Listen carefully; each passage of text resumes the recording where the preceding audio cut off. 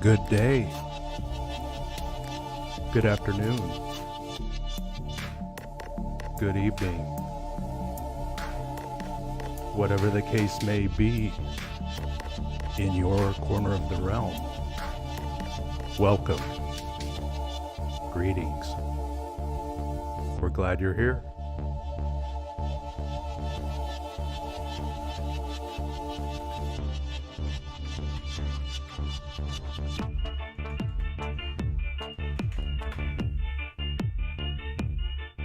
We'll let a few more people file into the chat section as they are just getting notified that I'm live.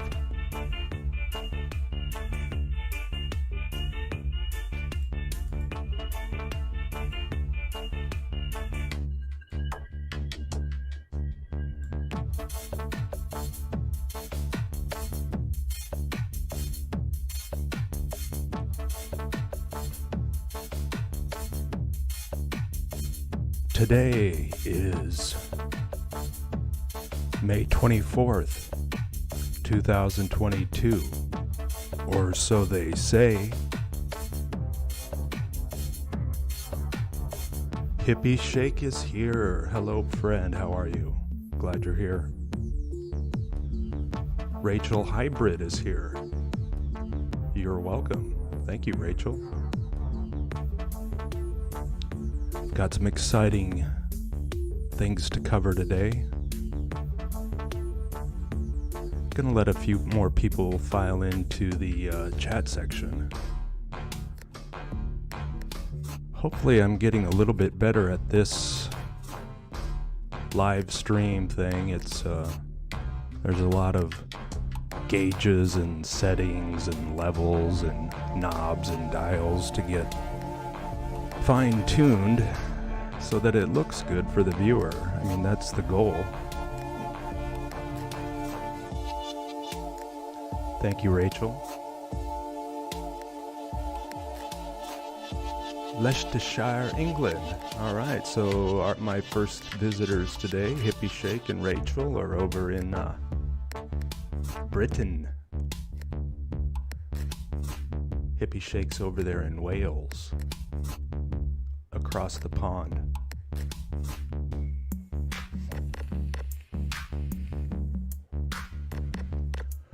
Thank you, Hippie Shake. I have a passion for researching and creating short films and putting a nice soundtrack to them. It's something I've developed over the last year. Can you believe I've only been doing this for 14 months? Just over a year. It was March of 2021 when I uploaded my first short film.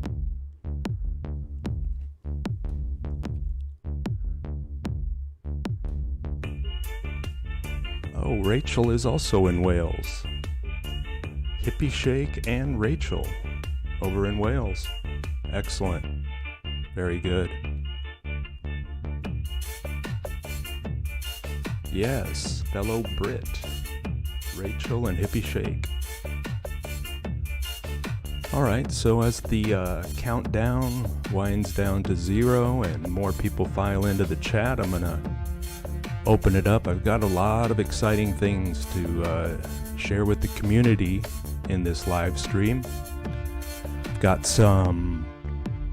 we're gonna cover my recent San Francisco short film. We're gonna get into some downhill skateboarding films, and then we're going to get over into some exciting ways to help support the channel and the research and the live streams. We've also got some drone footage of old world structures, and we have urban exploring of an abandoned French villa. All right, let's bring it up here. Okay. Got, this is the part where I have to finagle around a little bit, but I think I'm up for it. There we go. Hello, everybody. Good day. Good afternoon. or good evening, whatever the case may be in your corner of the realm. Welcome. Greetings. If you want to follow me on Patreon, you can go over to patreon.com/billmillerflip, and you can follow my progress over there. And I'm happy and excited to announce my third patron. I have 3 patrons now. Amazing. And they've gone and made the decision to become monthly members. Monthly members, patrons, get access to exclusive content on my short films, and I've got some other things planned for my patrons. You can become a patron for as little as $1 a month. Cancel anytime. Also, here we have billmillerflip.com. It's live. My website is live. That's where you'll find my clothing designs. I have t-shirts, hoodies, backpacks. All of these are my designs. I spent the time and created some. Spent a lot of time at this over the last week and a half, 2 weeks, but it's paying off. I mean, it's something that'll be in place and will help support the channel and my research and the short films. And you can look stylish at the same time. You can also support the channel through PayPal or Venmo or Buy Me a Coffee. Those links will be in the show description at the bottom of the page. Thank you for all those who have donated to this point. Much appreciated. Thank you. Some exciting news for my channel. YouTube has approved membership levels to my channel.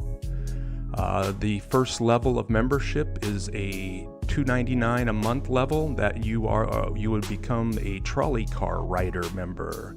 The second level is the ocean liner passenger, which is $5.99 a month. Certain perks apply to each level. And the highest level is the airship captain level. For $8.99 a month, you get access to exclusive content. You can request specific cities for Name This City. You can request specific clothing designs at rock bottom prices. The perks, all you have to do is when you go to my YouTube homepage, there's a little button there here up at the top. It says join. You can right there, you can join you can just click on it and check the perks, and it's another way of helping further and help support this channel and my research and short films. I've been doing this for just over a year now, and I think year 2, hopefully we'll begin to find ways to help support the channel. I mean, this is my full-time endeavor. It is my passion. So now we're going to get into my recent San Francisco short film, and this is from a silent movie called Roscoe Arbuckle and Fanny Go to the 1915 San Francisco World's Fair. And when I saw this, I knew that I wanted to do something with this, because there's a lot of contradictions that we see regarding the event in San Francisco in 1906, where the entire city was brought to the ground, completely destroyed. And then just 9 years later, we are seeing a completely built out city that's hosting a World's Fair. And everything is back up and running, and there's very little evidence that anything took place. And To me, that's suspicious. I don't know exactly what happened in San Francisco, but there is a lot of us, there are a number of us that have suspicions on what exactly took place there. Here they're talking about the Moorish, Spanish architectural feel to the city. And one thing to consider is there some type of trick photography or film manipulation that we're looking at that would kind of create a false narrative with what happened there? Because how do you rebuild this in just 9 years? One thing to consider, and it does come up here next, is that they used miniature models right here. Miniature Yacht Harbor, the starting point for all pleasure craft. And these are miniatures right here. This is a miniature, it's like a display for the World's Fair. They got really good at creating small things, but making them look large. And that's something we need to consider when we look at some of this footage and photographs. So apparently 100 years ago, trees grew to 300 feet, no problem. They're claiming that this staff here is from a single tree, 300 feet tall. That's what they're claiming. Perhaps that's true, I don't know. Could this be a miniature that they're passing off as full scale? Something to consider. Recently, I've gotten really into silent films. When I was sick a few weeks ago and I couldn't even be at the computer and all I wanted to do was lay in bed, I watched film after short film on the silent movie era. And this is Roscoe Fatty Arbuckle. He was one of the major film stars of the era. He was part of the Keystone Cops, and he gave Buster Keaton his entry. He kind of mentored him into his short films. And Buster Keaton, he's become my favorite of that era. He's so brilliant, and hopefully I can cover some of his silent films here. What's really cool about the silent film era is those are now in the public domain. I think it expires after 95 years, and you can cover them for your purposes like live streams and short films without any type of copyright infringement. And so here we have the tower at the terminal building from 1915. Amazing how this structure survived the earthquake/event in 1906, but the rest of the city was completely destroyed. Very, very suspicious in my opinion.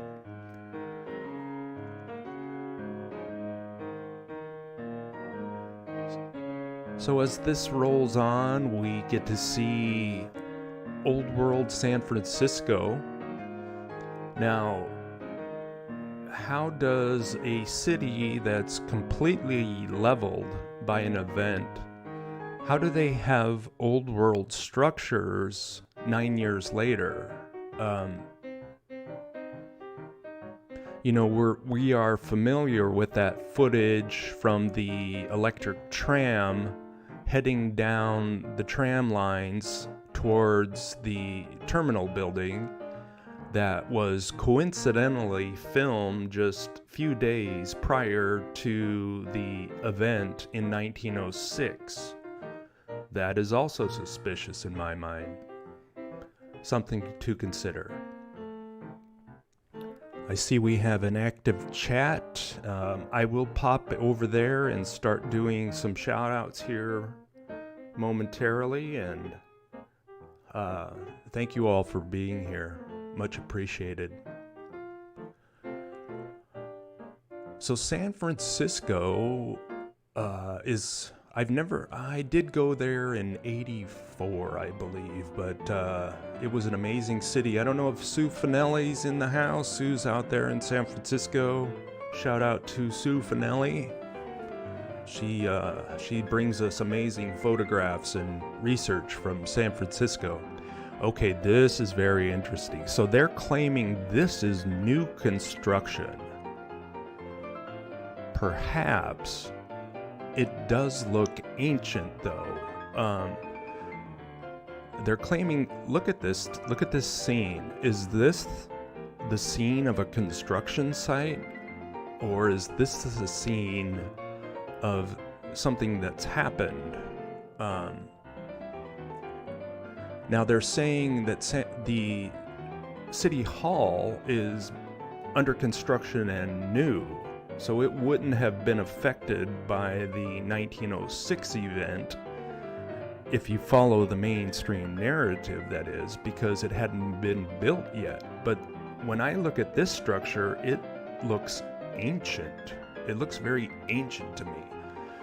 Or we're talking about building techniques that are either no longer being utilized or have been hidden away, because we don't build like this anymore, and this was just 100 years ago. Why the discontinuation if we actually built like this? Why would you discontinue this amazing architecture? Something to consider. So here they're meeting with the mayor, Roscoe and Fanny, and he's given them a handwritten note where they can get access to all the displays at the World's Fair. That's all you needed to do back in the day, was just get a little handwritten note, and you could just pull things off without any problems. So as this panorama goes by, I'm now looking to see if some of these might be miniatures. I don't know if that's the case, but we do see some movement down there at the bottom in the street. I can't tell if that's... let's just say that this is the actual size and this is an actual panorama. So now we do some comparison to San Francisco of 1906. Here's what it looked like. The entire city burned. Complete destruction. And it's hard to imagine a city the size of San Francisco being completely destroyed, brought to the ground, and just 9 years later, it's completely rebuilt. Oh, and here we have some of the old world fire brigades. When I see the old world fire brigade on the scene, I get suspicious, because back in the day, the ancient fire brigades were the bomberos, the bomb squad. They were in charge of bringing buildings down. I showed that in my Dublin, Ireland short film, and I showed that in the Great Fire of Baltimore film.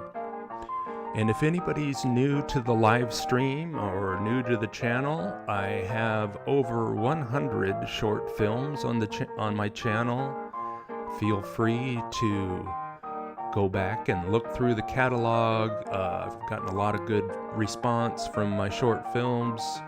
I know you'll enjoy it if you're new to the channel and looking for some new research and new short films to watch. I know you'll love it. Somebody's mentioning Do Attack. Yes, in the chat. Directed energy weapons are certainly on the table for discussion.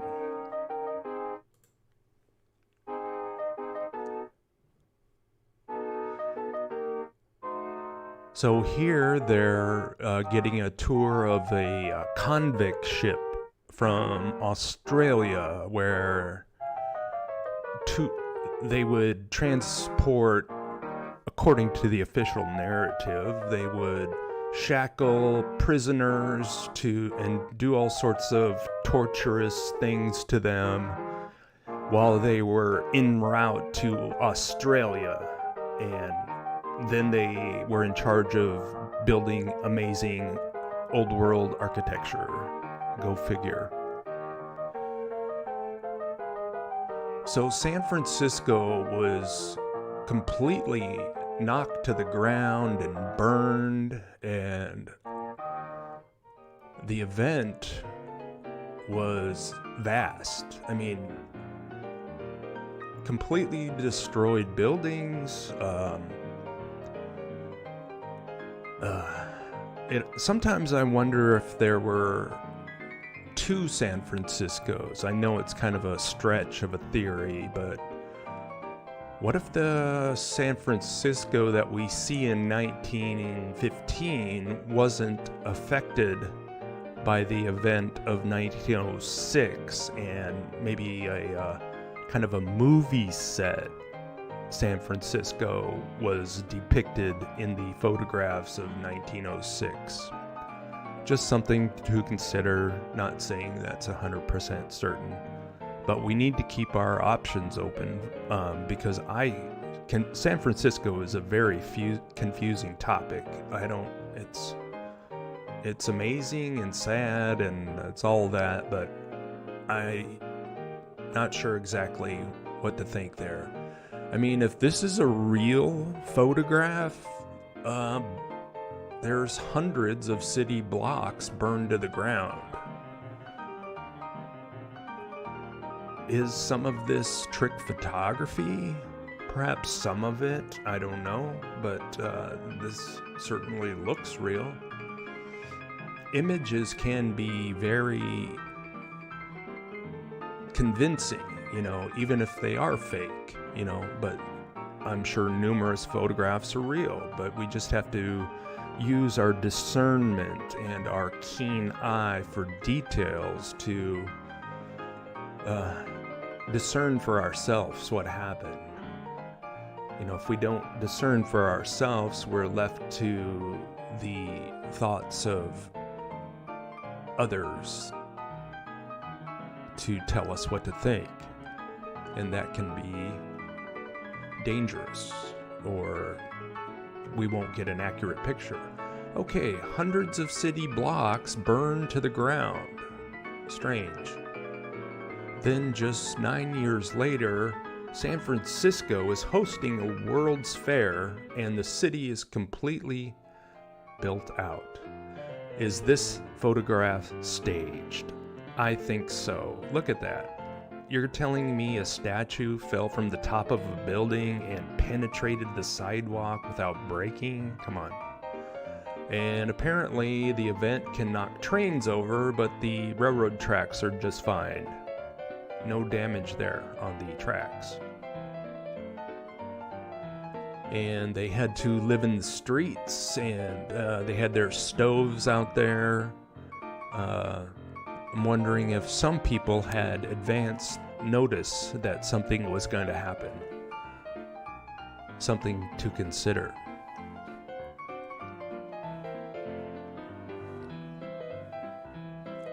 So here in the film, I do some comparison and contrasting of 1906 San Francisco, and then I switch back to 1915 San Francisco to give the viewer an idea or a period to consider the comparisons.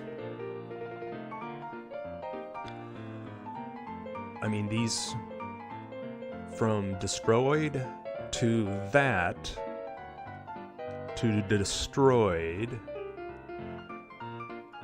That guy looks kind of happy over there on the left. To this, just 9 years later.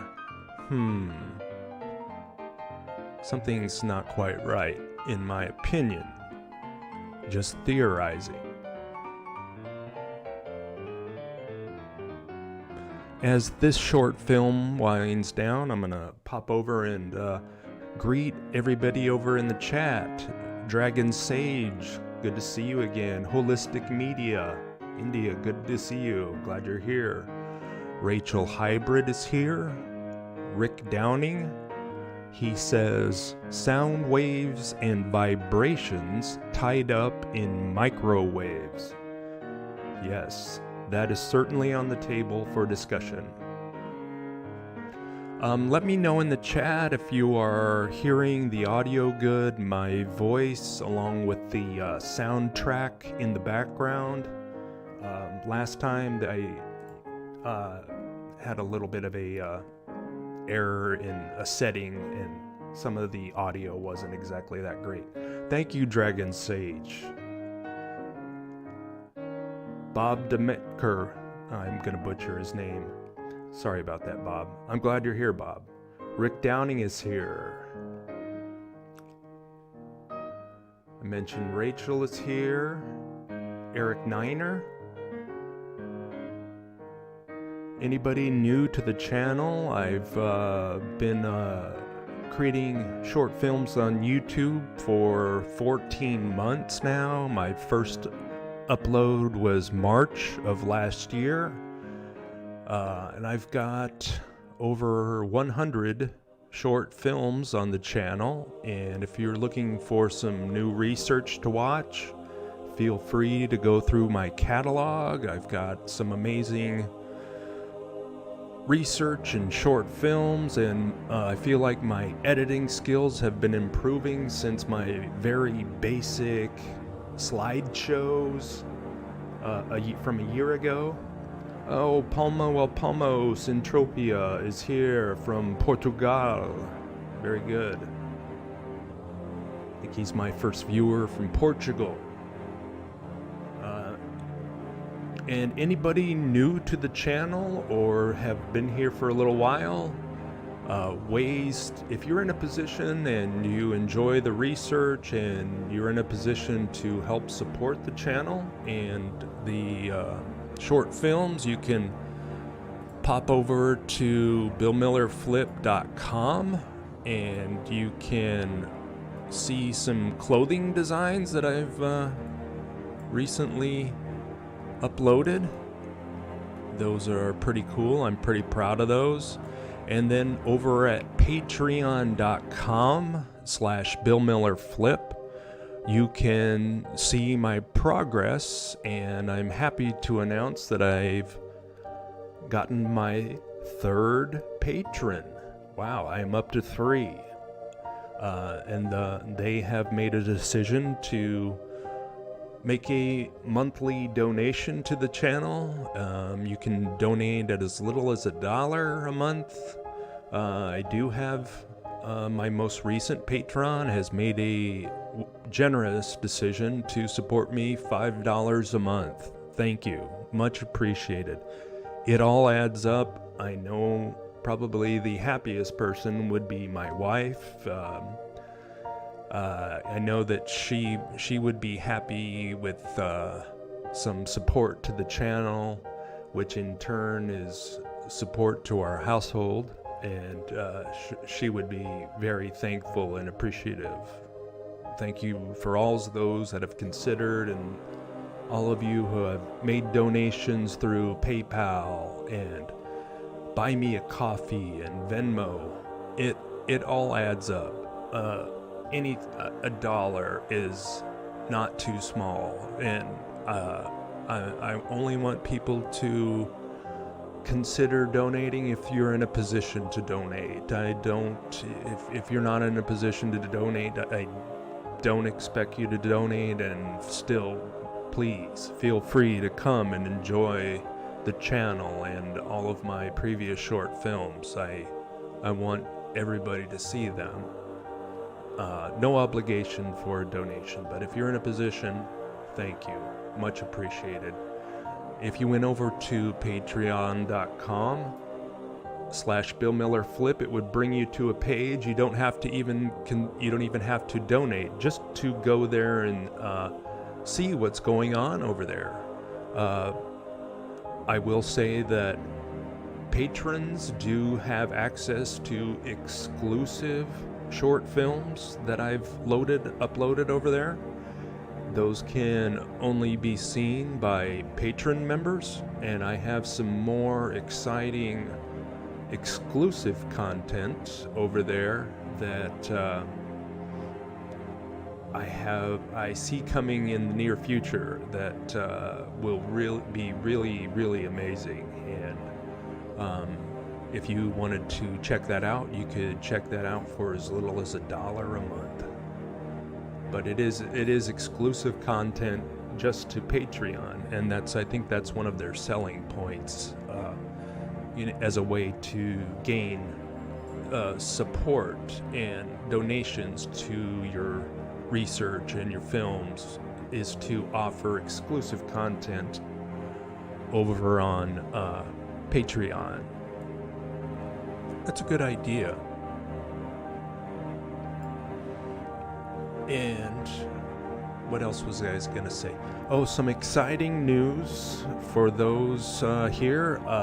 YouTube has approved membership levels to my channel. When you go to my YouTube channel homepage, the Bill Miller Flip channel, you will now see a join button next to it. It's like a lightly colored button that says join. If you click on it, don't be afraid to click on it. It's not going to start yanking money from you. But if you click on it, you can see the membership levels. The first membership level is the $3 a month level, which I've termed the trolley car rider level. Certain perks are granted to members at the trolley car rider level. And then the next level is $6 a month, and that is called the ocean liner passenger level. And those have perks that only ocean liner members have access to. And then the top level, the $9 a month level, is the airship captain level. And at $9 a month, that gets you into the airship captain membership level. And some perks of that level include you would be able to request a specific city for a Name This City episode. You could also submit a t-shirt design, a requested t-shirt design that only you will have access to, and I can get that shirt to you at rock bottom prices, but you would be able to request a clothing design. And there's some other membership perks. You can click on those and see what they are even if you don't want to become a member. You can click on that and just kind of scroll through there without being charged anything. You can look for free just to see what they are. But this is a way to generate some ideas that are hopefully good to the community for help donating supporting the channel. All right, and if you were here for the live stream the other day, I shared with you Josh Newman. He was a filmmaker and downhill skateboarder. So I am out here in Austria right now, and the roads here are insane. I'm staying with my friend Mirko, who lives in Innsbruck. Some of you might remember him from my first vlog when we went to Norway to shoot for GoPro. So this weekend we're kind of just skating around some of the best roads that the Austrian Alps have to offer. Super excited for it. I think we're gonna get some epic footage. What's really sad is unfortunately he was killed in a plane crash in Iceland. We are at the top of the run now. We took a little break because the traffic was super bad. He was an amazing kid. I really liked Fred him. here. He's gonna be on the radio with me, letting me know when everything's clear, and then Mirko is gonna be filming follow. He edits, and I wanted to share with you one of his short films. Oh, he went down there. What I find really fascinating is that this generation of downhillers don't wear very many pads. Back when I was doing it, I had all sorts of pads on. But he has a helmet, which he doesn't wear all of the time, and the gloves, which have circular discs on them. You can see them. Those discs are like hard plastic or ceramic that you can lay down on the road and slide, and it doesn't burn up your hand. But Josh can get going 70 miles an hour without stopping. All right, so that run was a or success. putting his foot I did down. take a little spill though, but like that's the only thing I got. Now we're about to He's do a little not gimbal fazed. run just on this top section because the views are pretty crazy. Let's go! So, light looks amazing.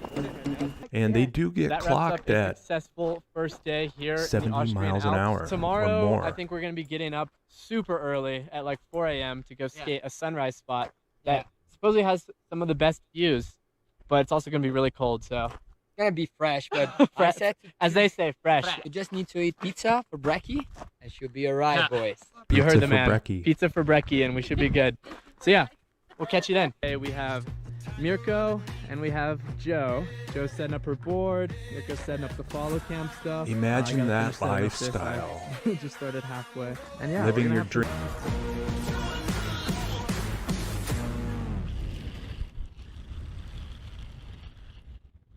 I don't know if I'm gonna put this in the vlog yet, but if you're watching this, then that means I did put it in there.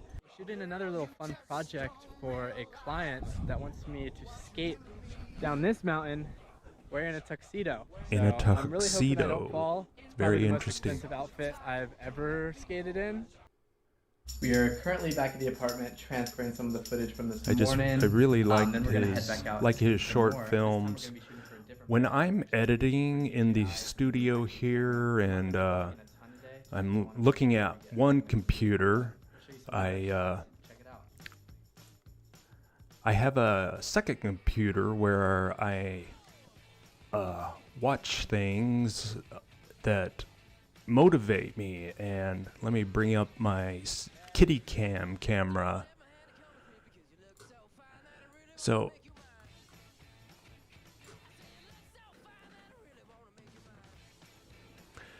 this is the main editing computer right here, and then over to the left is a second screen that I have on, and that's where I come across some of the coolest stuff, and because it's constantly running as a way to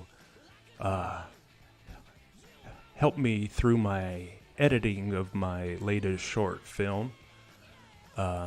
It's also kitty cam, and if Roger and Lucy decide to come by, sometimes they like to jump up here on the counter. It's another beautiful morning here, and yeah, We would get kitty cam exclusive footage of Roger or Lucy. As soon as they come by, I'll share that with you, but this is the studio. kind of makes it a little scary. Spend a lot of time in here. Fun with Mirko in the follow car, kind of helping me spot for big cars like that. So But I have a passion for this. Would you see those wobbles? he does put his hand down to slide, but he's able to check his speed by sliding out the tail of the board, backside or front side, which helps bring the speed down pretty quickly. And there we go. He had the wobbles. How fast did you see? Yeah, I guess under than 10, over under than 10. Guy, that wobble was scary as. I haven't gone that fast in a long time. Was scary as. So as you guys could probably tell in the previous clip, that last run really scared me. Super stoked to be all good though. Now we got Mirko here, about to film. Volume down for hopefully there's no copyright strikes. I'll bring up my music. So the thing about copyright strikes is, I mean, it doesn't affect the channel. I mean, there's not probation or cancellation. It just means that the particular video that has the copyright infringement in it cannot be monetized by the channel owner, but rather any advertising that is earned from that particular video goes to the music owner, the person who owns the copyright to that music gets the ad revenue and not the channel. And I have monetized this channel as a way to help support the filmmaking and the research and the live streams. You know, it's not a lot, but a little bit helps here and there. So I did set this setting. I was approved by YouTube to monetize the channel. I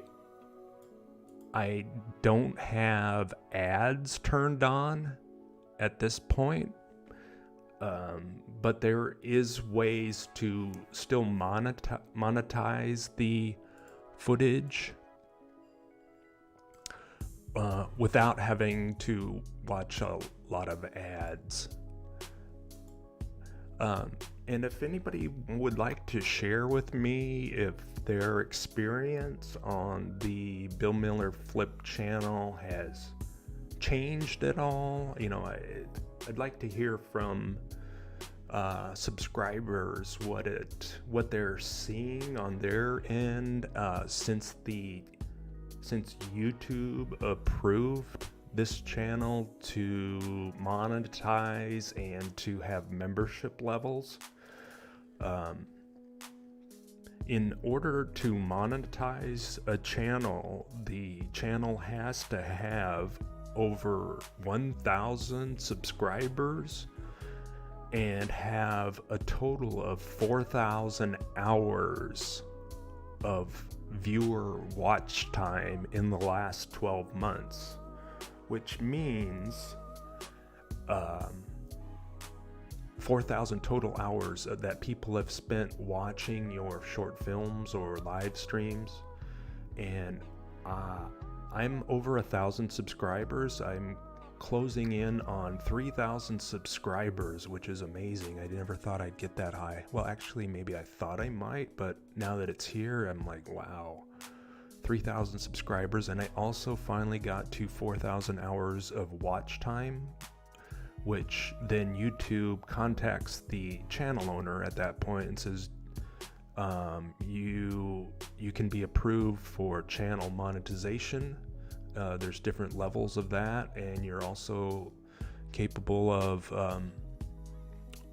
membership levels to your channel. Also, I wanted to mention that for all of those in the chat, I have enabled the super chat option in the chat. Down at the bottom by the emojis emoticon, there's a dollar sign. That is a super chat. If you wanted to make a donation to the channel through there, that is very, very new. So I don't have a lot of experience of that. I haven't received one yet. So I'm trying to sculpt the channel in a way that's a good experience for the viewer. And so how I think it works is that if somebody wanted to make a donation in the chat section of a live stream, is that you would click on the $sign down by where you enter your chat comment, next to the emoticon. So I think you would click on the $sign, and then why don't I just do it over here on this other screen? So if I click on that, okay, if you click on the $sign, it says show support for Miller Flip and super sticker. You can do a super chat, and then it talks about the membership levels. I mean, you don't have to make a donation or do any of that, but you can just click on it just to see what it's like. I'd like to hear from some of the viewers and the subscribers what it looks like on their end, because I don't want it to be over commercialized, if that makes sense, but I do want to be able to help support the channel through different options here and there. They maybe be small, but it all adds up. It just a way of supporting the channel and the, what did I just do there?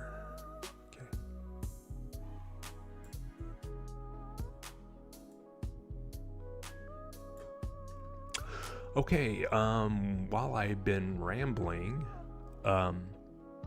this is drone footage, modern day drone footage of old world structures, and I came across this and I thought it was pretty cool. Oh my god, Hippie Shake, $4.49. My first super chat. Oh my god, thank you, Hippie Shake. Amazing. Wow, that looks really cool. That's how it works, everybody. Thank you, Hippie Shake. Wow. Thank you. Boy, that really just kind of floored me. Wow. Amazing. So that's how that works. I guess you click on the $sign down there, and you clicks you over, and you make a donation. Wow. Huh. I really like that. That was really cool. Got a little emotional there.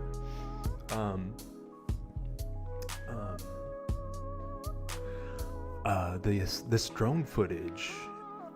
What I like about this is we can get, kind of behind the scenes footage of these old world structures and see things that most people don't see.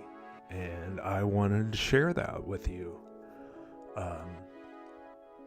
Now, these old world structures are so interesting because, for one, who built them and when did they build them?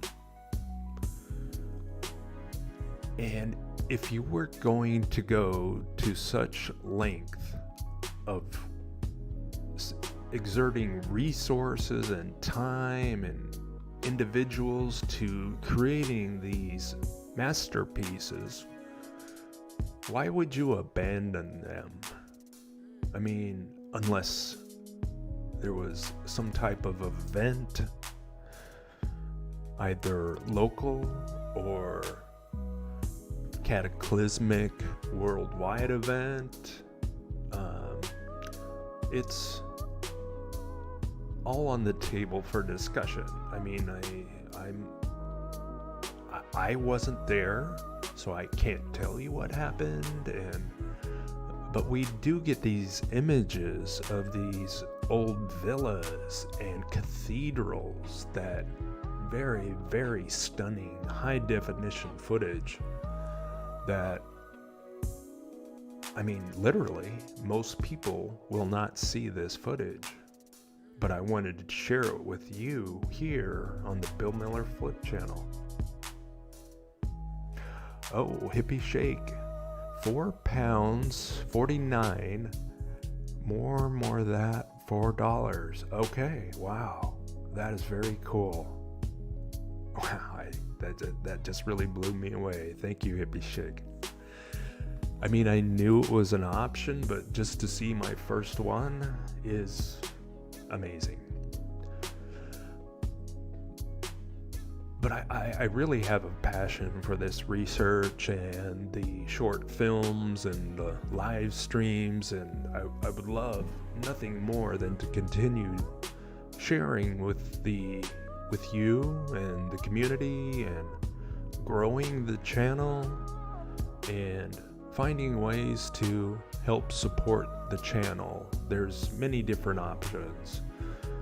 For those new to this live stream, if this is your first time here, you can join the Bill Miller Flip channel with membership levels of $3 or $6 or $9 a month. All of that would go directly into supporting and the continuation of this research and the short films and the live streams. And anybody else new here for the first time or is first getting their first taste of the Bill Miller Flip channel, I have over 100 short films in my catalog that I've uploaded over the last 15 months and got a lot of good feedback from them. I know you will enjoy them if you are new to the channel and you're looking for some in-depth old world research that looks really good and sounds really good with a good soundtrack. Feel free to peruse my catalog of previous short films.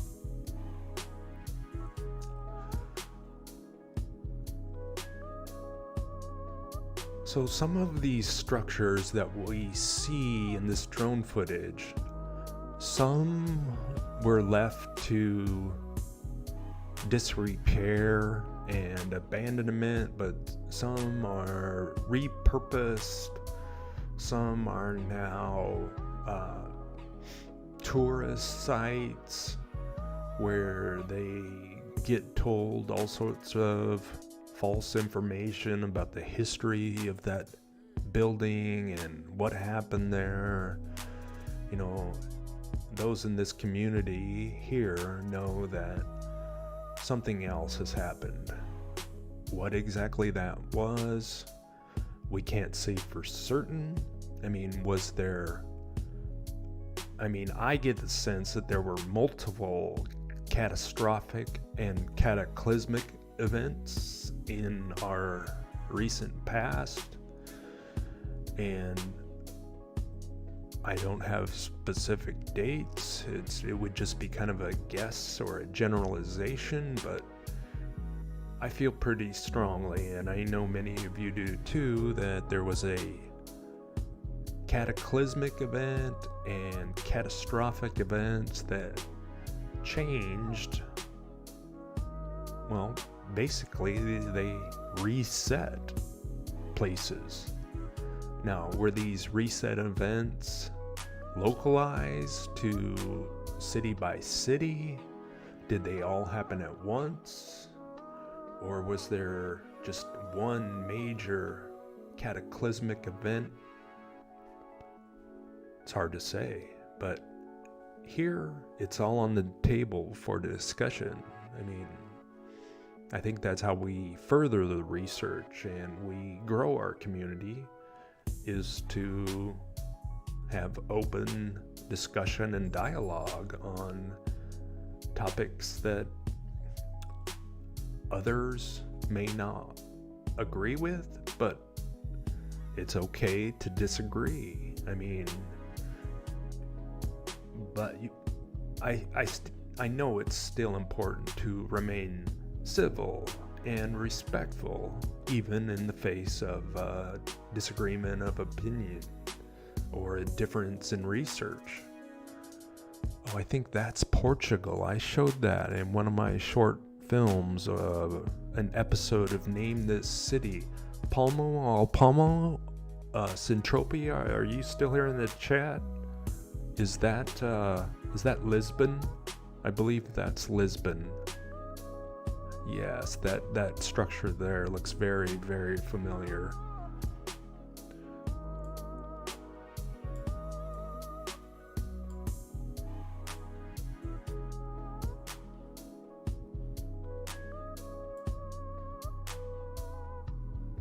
There we go. That's a pretty good look. So I'm running the live stream a little bit different this time. Last time I was trying to access the playing stuff through an open tab on a browser and playing that through my OBS software. And that went okay. It performed like I thought it would, except for the audio. I wasn't quite able to resolve why the listener at the listener in listener land couldn't hear the audio on the video playing in the background, but I could hear it in the headphones. So I did it a little different this time. What I did is I created this presentation in my editing software, and I was able to construct a live stream, the visuals, that is, everything in the background behind me was put together and created in editing software, and then I made a computer file of that, and then I loaded that into my streaming software, which is OBS software. And that way I knew that the listener would be able to hear the soundtrack in the background. Let me see what that soundtrack is. I also have some different options of music. So I can bring this audio up in the background. This is what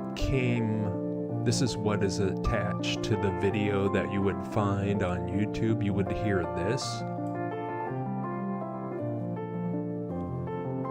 which is okay. But then I also have the option of dropping the volume down on that, and then I bring up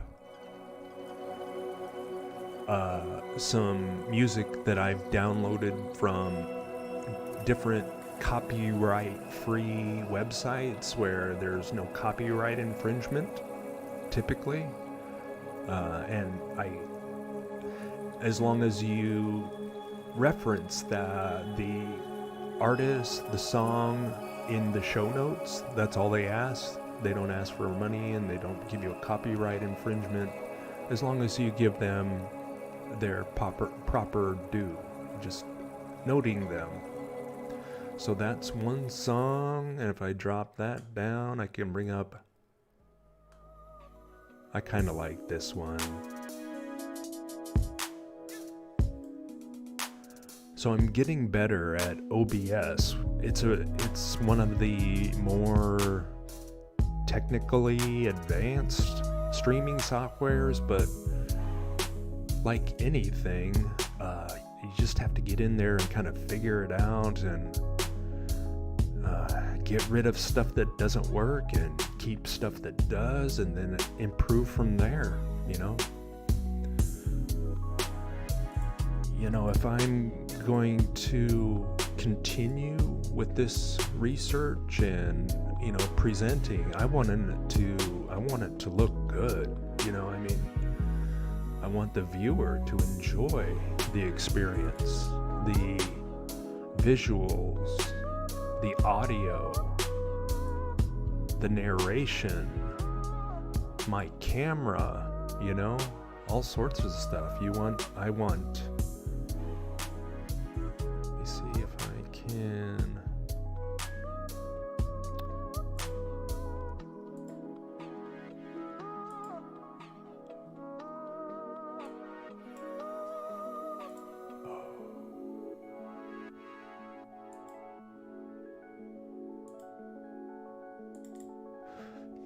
Okay, so what I'm trying to do here...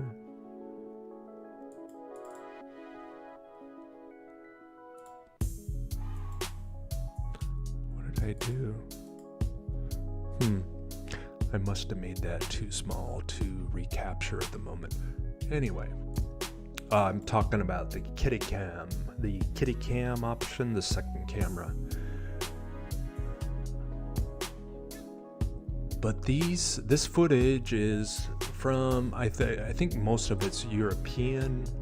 It has a very European feel. If anybody knows any of these sites, please feel free to drop them in the comment section. Hey Singe Man, good to see ya. Supercalifragilistic is here. Good to see you too. Forever Love 74, welcome. And Pearson, POW, greetings. Glad you're here. So this has been a pretty good live stream, going well. We've got 25 people here. Wow, that's pretty high for this channel. My channel continues to grow.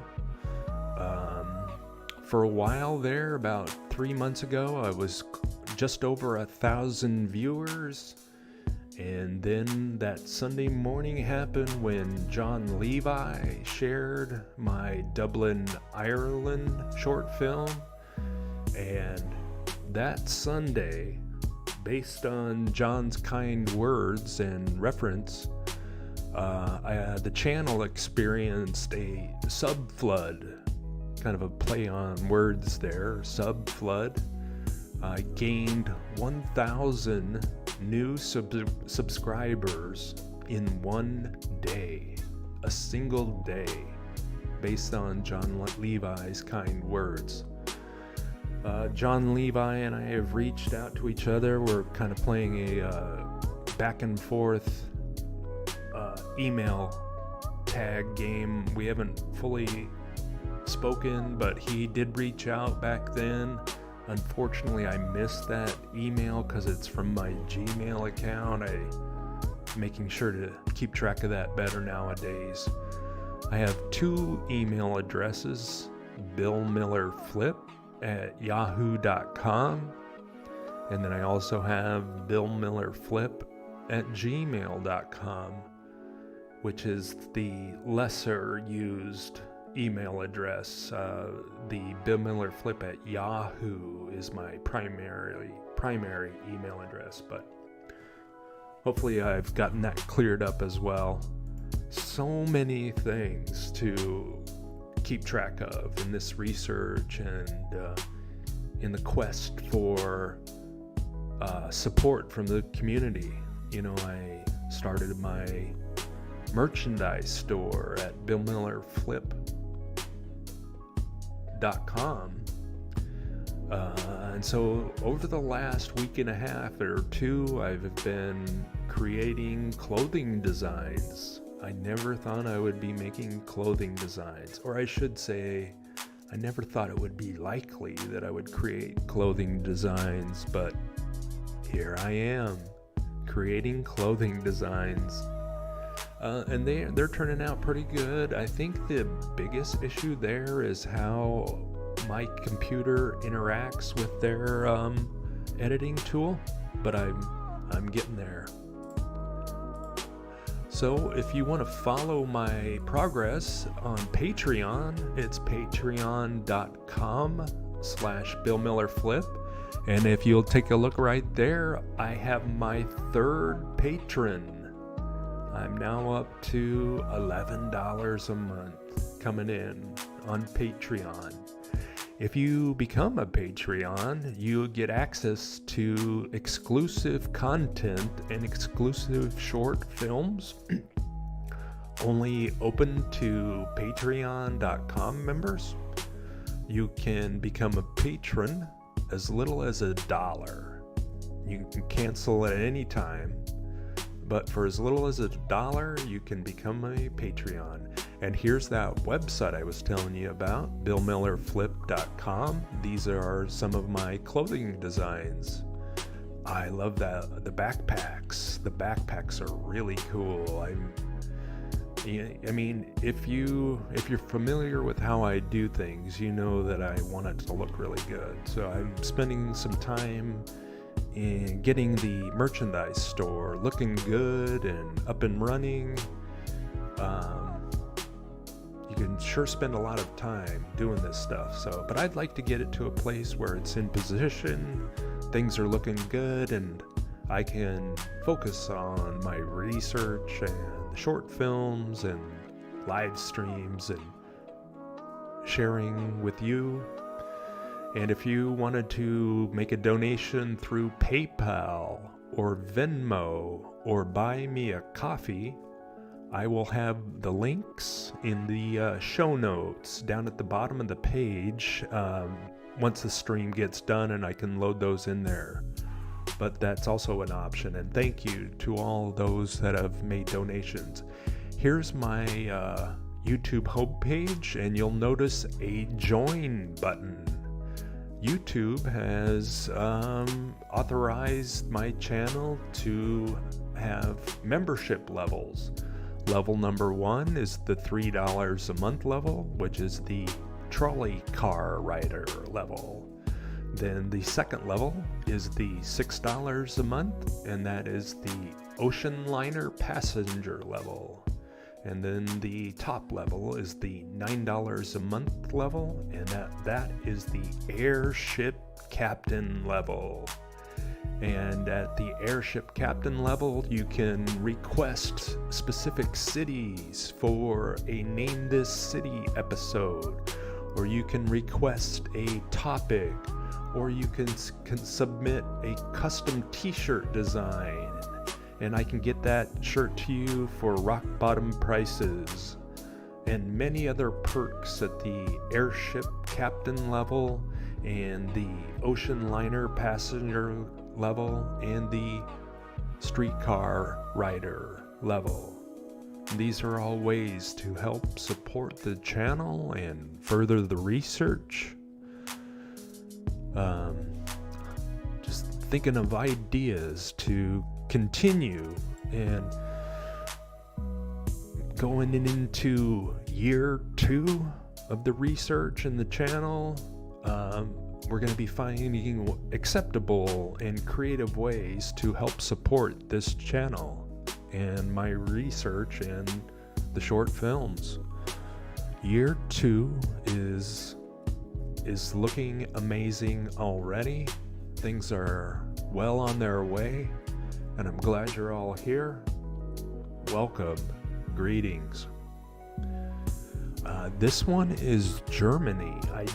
I do have a short film up on my channel that you can watch free of charge, and that is Old World Germany. And so anybody new to this live stream and new to the channel, I like to research old world topics through photographs, films, art, literature, and more, and assemble a topic or a city and create a short film with a soundtrack that I've created with copyright-free music, mentioning the artist in the show notes, but that's what you'll find here on the Bill Miller Flip channel. Lots of really good short films and live streams and research of the old world. And if you're in a position to help support the channel financially, there are a number of ways to help support the channel for as little as $1.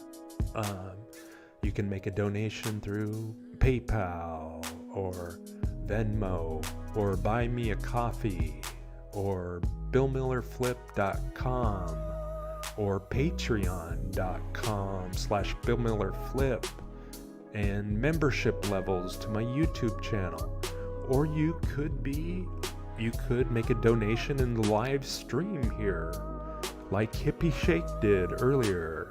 You could have a super chat. You can make a super chat donation down there in the chat section where you type in your comment. You'll see the emoticon, and next to that you'll see the $sign. If you were to click on that, you can see what is available to make a donation to the live stream. Hippie Shake was my first super chat. Thank you, Hippie Shake. That was amazing. That was really cool. I just activated that. YouTube authorized the super chat option for the Bill Miller Flip channel, and for all future live streams, that's going to be an option as long as I have that up and running. The super chat option. But there are, like I was saying, there are many, many ways to make a small donation to help support the channel and further the research and the continuation of the short films and further and more live streams. I'm getting better at these live streams, so I think that was kind of my intrepidations previously, is that I wasn't sure how the live stream was going to play out or what it was going to look like. You know, I'm kind of a stickler that way. You know, I like the things to work and function the way that I envision them. Let's bring it up a little bit bigger. That's a good look. Let me see what the soundtrack of the original video sounds like. Probably some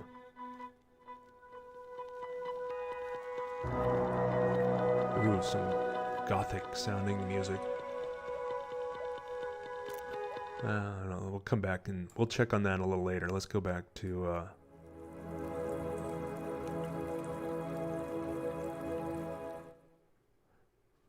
so with OBS streaming software, you can make so many adjustments. It's amazing. And now that I feel comfortable with it, I'm almost ready to start scheduling live streams. You know, for a while there, when I was trying to figure them out, I was thinking, you know, this live stream is just taking up so much of my time. I'm not able to research. I'm not able to create short films. And I'm like, wow, is that really how it's gonna be? It's like, if I want to do live streams, I can't do the things that I have a passion for. And I said, no, I'm not comfortable with that. So I put the live streams on hold for a little while and did little learning experiments here and there. And now that I think that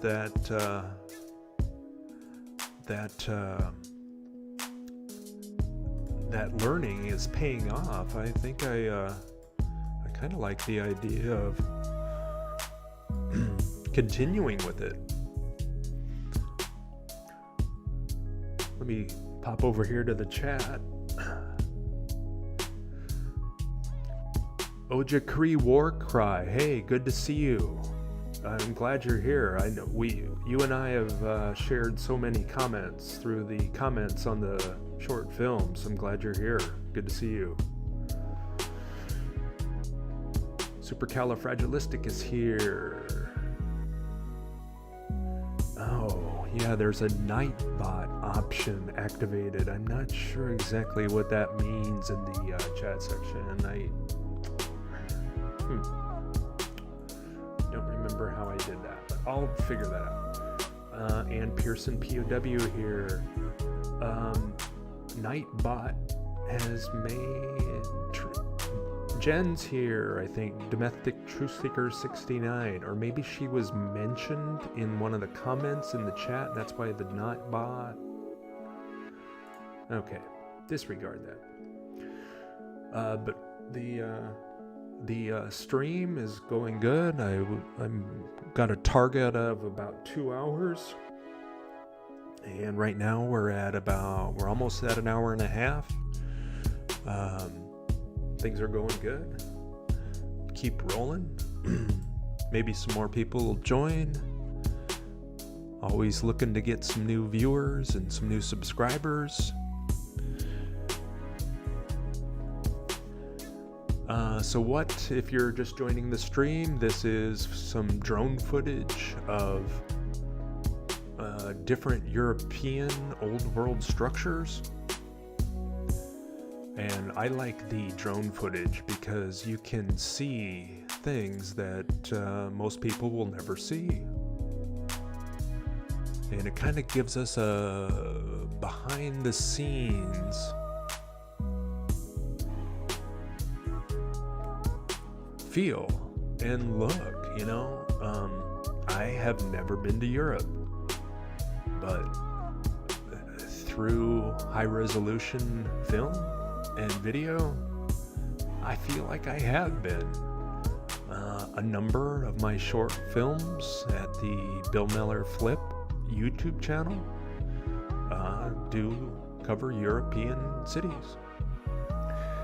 And I also want to promote my Odyssey channel, and that's also called Bill Miller Flip over on odyssey.com.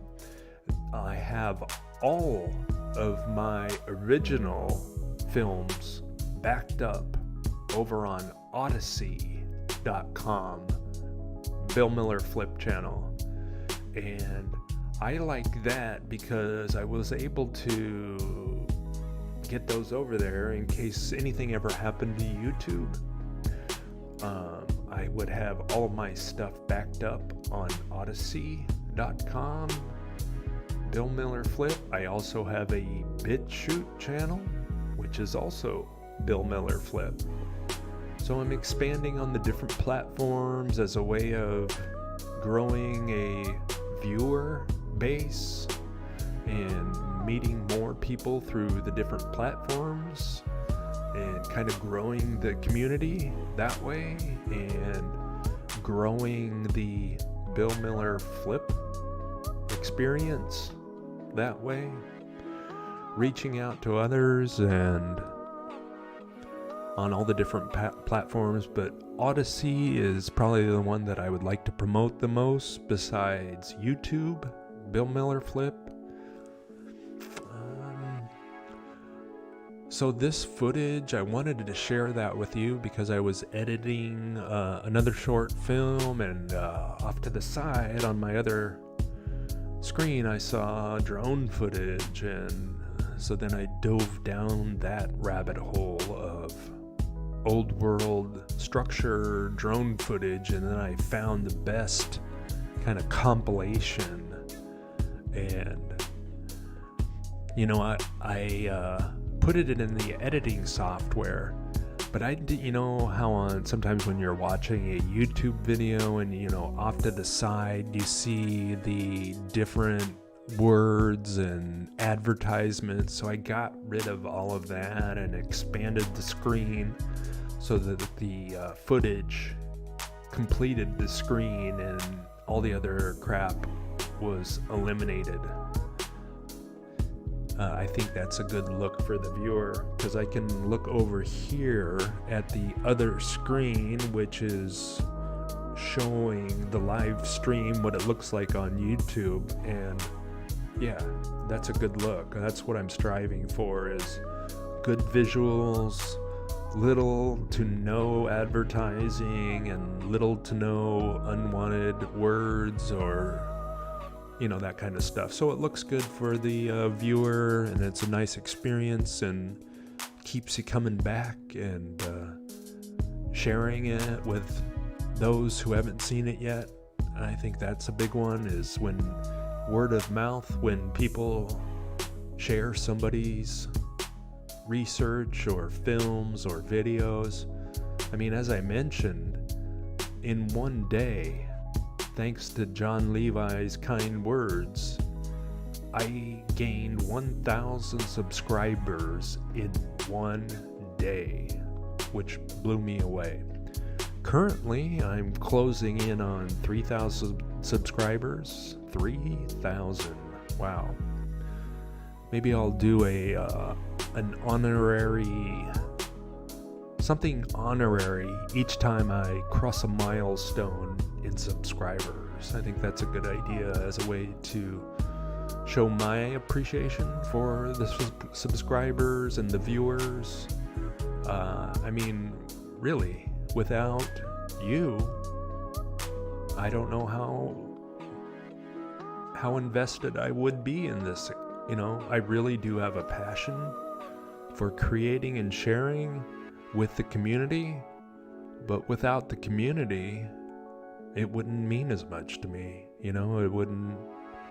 Why would I do that without a community, without sharing? I mean, I much love to all of you. Thank you for being here. Try not to get too emotional at times, but it's hard. Thank you all for being here. Yeah, we're still hanging in Route 20.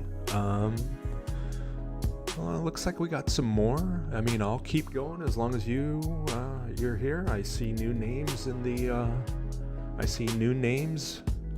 the chat section. Drew Plotinus is here. Welcome. Ojakri Warcry asks, Bill, where should I send you a research suggestion here in my area for your Name This City series? I would send you my research photos and videos to use as you see fit. Wow. Thank you, Ojakri Warcry. Well, I would say the best, if you're able to do it through email, would be billmillerflip@yahoo.com. That's my primary email address. I know it's difficult to send a lot of photographs and films through email, but that would be a good place for us to get started, kind of offline, you and I chatting about something like that. My secondary email address is billmillerflip@gmail.com. I need to be better at checking the secondary Gmail account. I missed some good emails from John Levi, and I missed an email from Dustin over at the Bushwhacking History in Buffalo channel, Berserker Bear. So I hadn't checked that channel or that email for several weeks, and I went over there and I was like, oh man, I missed an email from Dustin, I missed an email from John Levi, and they were all back from the time when I uploaded the Dublin, Ireland short film. I really wish I had gotten those emails earlier, because it would have gone over really, really well, but I reached back out and I apologize. So John Levi and Dustin, I apologize that I missed your emails, but I've since sent you emails. Hopefully I've heard back from Dustin. John Levi, I hope to hear back from you too. It was an error on my part. I apologize, but we'll make up for it. Let's see.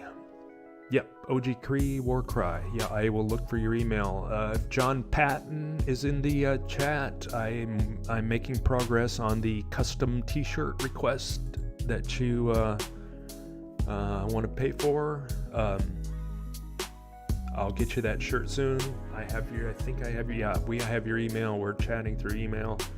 Sometimes I get confused with how many conversations I have with people and where I've had those conversations with. So I do apologize for that, but thank you for your appreciation and your understanding of how many people I have conversations with and my inability to keep all of them 100% squared away. But I do put my best foot forward and put forth a good effort to keeping up with everybody that responds to me through email and in the comment sections of my short films. And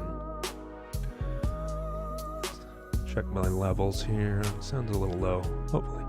I'm trying out a new system. Instead of the big headphones that I used to wear, I'm going with these little earbuds this time. A little less bulky, a little more personal look without all the extra. I was trying to find a way to get the microphone out of the shot, but I'm okay with that. Sometimes I nitpick on my technical abilities,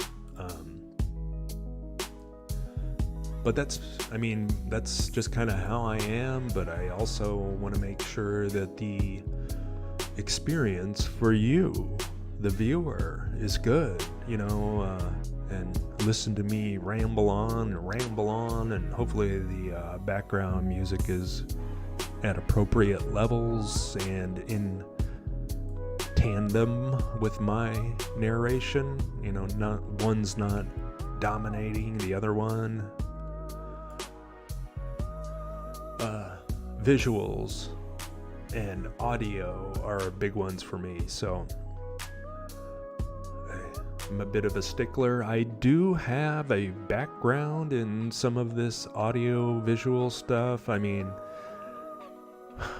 Back when I was 15 years old, a friend and I, we got permission, we got authorized to have a show on a community access radio station, very, very small radio station, but he and I at 15 were in the studio in front of microphones and in front of audiences, and from there got into videos when I was, skateboarding, and then I went to college and I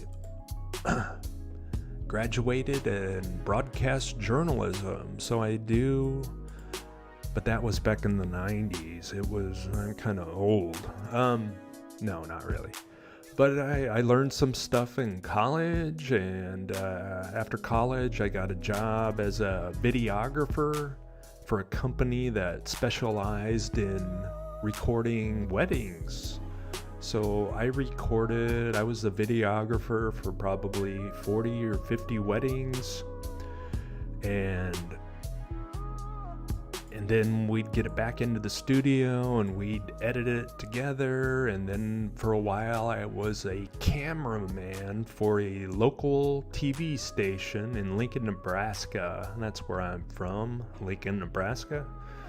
I was a cameraman, field cameraman, where I'd go with the news reporter down to the story, and I'd set up the camera and I'd frame it so that the reporter was in frame and all that. And I even got authorized to take the remote van down to sites where I'd drive the van down and set up the big mast that came up out from inside the van, the transmitter mast, and did that. And what else did I do? So I just have a lot of experiences. Stagehand work. I've worked on probably over 100 major concerts where, as a stagehand, your responsibilities are to get down to the arena early in the morning and start unloading the trucks that were rolling in from the city from the concert the night before, and we would set up the stage and the audio systems and lighting systems and the video systems, and then monitor those through the concert. And then when the concert was over, everybody would go home, but we had to take down all of that stuff and load it back onto the truck so that they could start rolling out to the next city for the concert the next night. I've probably done 100 concerts like that. So I do have some technical experience in my life, and I like to apply a whole lifetime of skills, really. to this YouTube experience. You know, the YouTube live streams and the creating short films, and you know, I just have a certain eye for detail that I think I've grown since I was young. You know, I know how things should work, and I see them how they work in my mind, but sometimes getting them to work in the actual setting like this live stream is challenging. And when it's not working, it's not working. I'm just like, it's not working. That's not how I see it. I don't want to put out really kind of crummy things for the viewer. You know, our time is valuable. I want to enhance people's experiences of the research, of the old world, of short films. I don't want to detract from it. Our time is valuable. There's only so many hours in the day, so many days in the week. And if you were going to come by the Bill Miller Flip channel, and enjoy the Bill Miller Flip experience, I want it to be of a high level, high quality for you. I really do. So we're rolling right along. Like I mentioned, I wanted to shoot for the 2-hour target on the live stream. I think 2 hours is a good time frame. You know, you don't have to stay for the whole thing, but maybe watch it on the replay later on. Keep an eye on the chat over here in case anything goes haywire. I've got my #1 moderator and good friend, Hippie Shake 29. She says it sounds perfect, Bill. Excellent. Thank you. Yes, I have learned a lot. Thank you, Hippie Shake. Oh, you wanted to see the scary heights again? Yeah, I didn't have. I thought about getting that. I do want to do some more scary heights video. I'll make sure to put that in the next one. Okay, I don't have that queued up for this live stream, but that is good. What Hippie Shake is referring to is in the live stream last week, I showed a bunch of footage of the people, the community, the individuals who like to climb towers and old abandoned structures or new skyscrapers, and either base jump off of them, parachuting kind of in a way, base jumping, or just climbing up there to take selfies and video and then climbing back down.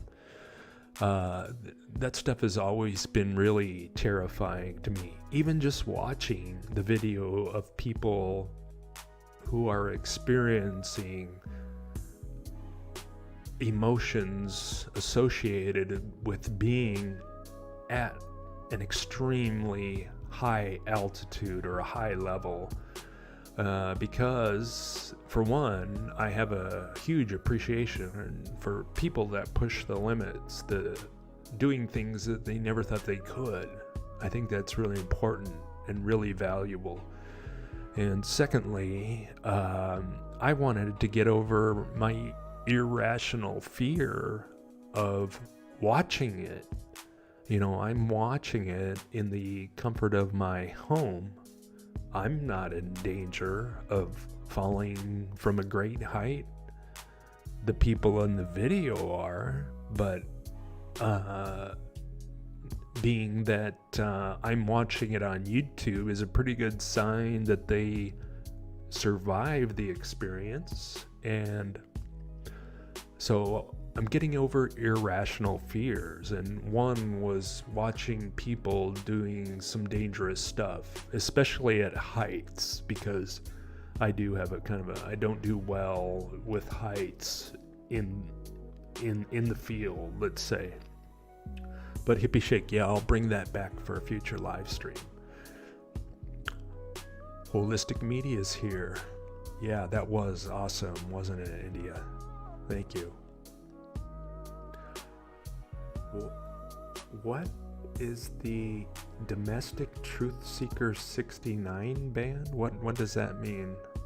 Is that the Nightbot? That's kind of concerning. I don't think I did something happen in the chat? Domestic Truth Seeker 69 band. I need a little more information on that. If anybody could share with me. I know that I didn't ban her. I love Jen. She does great research and her live streams are epic. Her and Chapu. Wow. Hopefully we'll get that cleared up. Hopefully it's nothing more than just a setting or something. We'll get to the bottom of that. Certainly would want to reserve any kind of channel banning to anybody who's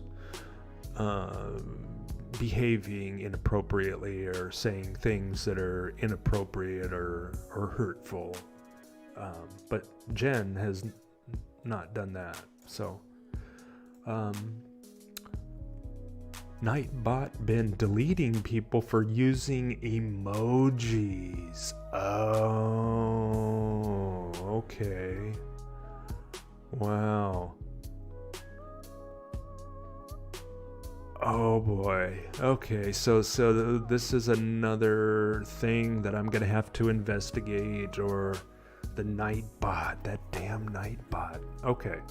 I apologize to Jen or anybody for the Nightbot settings might be set a little too harsh. I don't know how that's also really new, but I will get to the bottom of that. Thank you, Hippie Shake, for clarifying that nobody has been banned. It's just it's a Nightbot setting. I will correct that off stream. So I do apologize for, I guess people are, anyway, I apologize. I think it might have something to do with the emojis, but I will get to the bottom of that and get that cleared up. That's not acceptable. Let's get everybody in here that needs to be in here and share the emojis. Just go, Capalicious is 420, just go to Nightbot TV and remove the emoji filter. Thank you. Yeah, I knew it wasn't hard to fix. It's just, there's so many adjustments to make on all the different softwares, and it gets a little overwhelming at times, but I will make that adjustment. Thank you, Capalicious 420. Oh, another thing I wanted to mention is in the live stream last week, I rewatched it to see how it looked, and I noticed that I was touching inadvertently or subconsciously touching my face a lot, and I was like watching going, Bill, why are you touching your face every 5 seconds? It was weird. I wasn't aware that I was doing it. It was so strange. That's something else I want to learn about, is why maybe in anxious situations or nervous or live stream situations, perhaps I was doing things that I wasn't aware of. And that's something else I want to explore, because who wants to watch somebody touching their face? It was hard for me to watch. It was like, Bill, why are you touching your face? That was so weird. Okay, but small diatribe there, sorry. I will correct the Nightbot settings. Thank you. I will reach out to Jen and let her know that was not intentional. Like I said, I love Jen and her research and her channel. She's doing good stuff. Okay, so we're coming down the final piece of this live stream, and we're coming up on the 2-hour mark, so everything looks to be on track. And in this live stream, I wanted to get into, I did a lot of drone footage, but this is urban explorers. Urbex for short, but these urban explorers like to go in and find abandoned old world structures and go in and get footage of all of these different places. And this happens to be, let me pull up the audio on the original video, is a French villa. And this guy, I think his YouTube channel has been growing and growing, and he specializes in urban exploring. But Mrs. Anne-Louis and her son Peter are still around, and they don't live the far speed from setting castle. is Both of off. them never go inside of this place anymore. They seem to have lost their interest for the castle. Okay. I think what I did there is I turned up the speed on the previous video, but never fails. We got some backup music.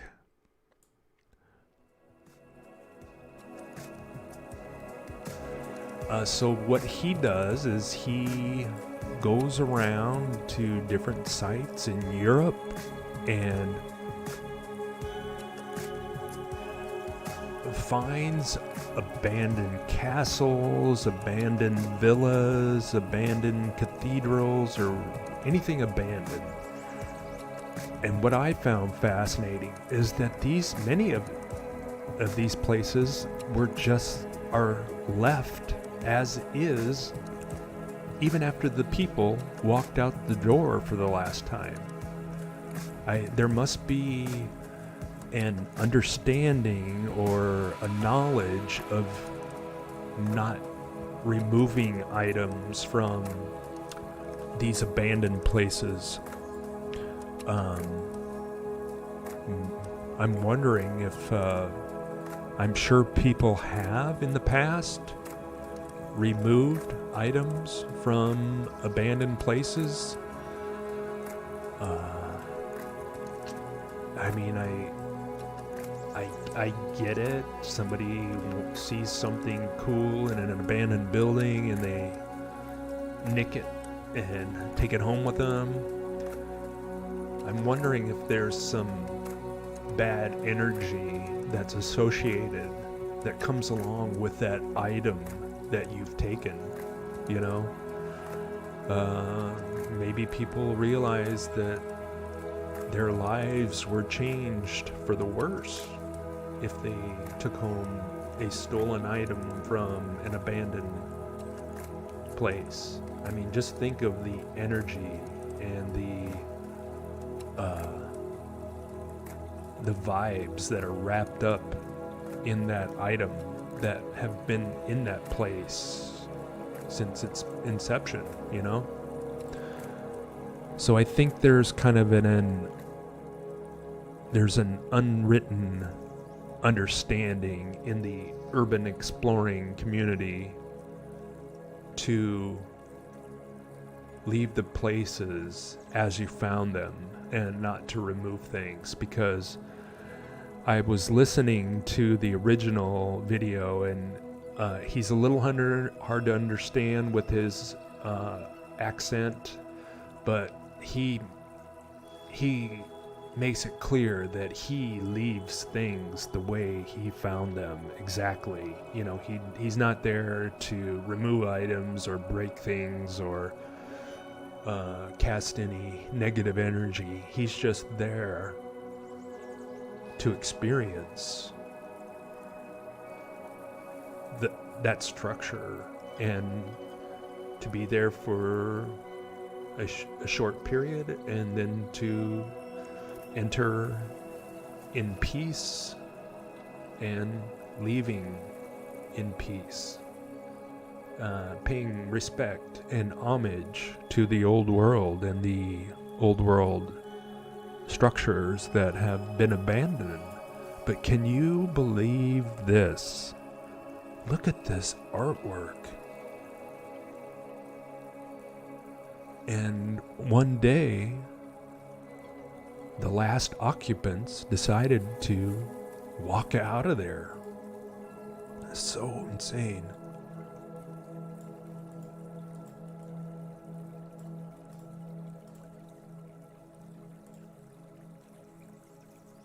Wow. Incredible.